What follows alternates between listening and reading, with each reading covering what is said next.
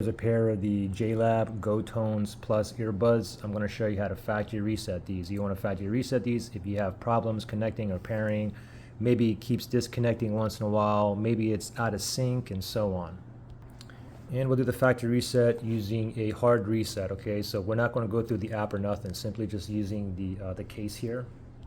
So the first thing we want to do before we do the factory reset, like for instance, I'm currently paired to this phone, Samsung Galaxy S25 here. So before I do the factory reset, if you're paired to any devices near you, you want to go ahead and unpair or remove that device from your pairing list, okay? So for this phone here, let me just go to my settings. I'm going to go to Bluetooth here.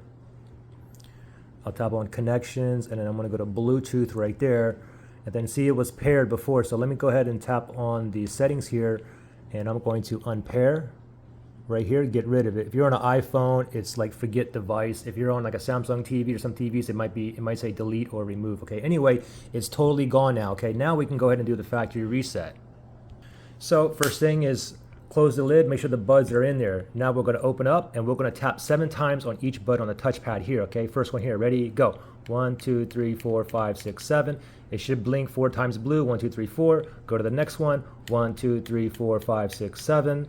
1, 2, 3, 4, blue blinks right there. Now all you got to do is pull it out and the factory reset is done, and these should automatically go into pairing mode. We'll know these are in pairing mode when one of these are blinking blue, white right there. One solid light, one's blue, white. Okay, so it's factory reset, and I can pair back to my Android phone here, or my iPhone, or my TV, or whatnot. Anyway, that's how you do a factory reset. Pretty simple. Questions or issues, just comment below.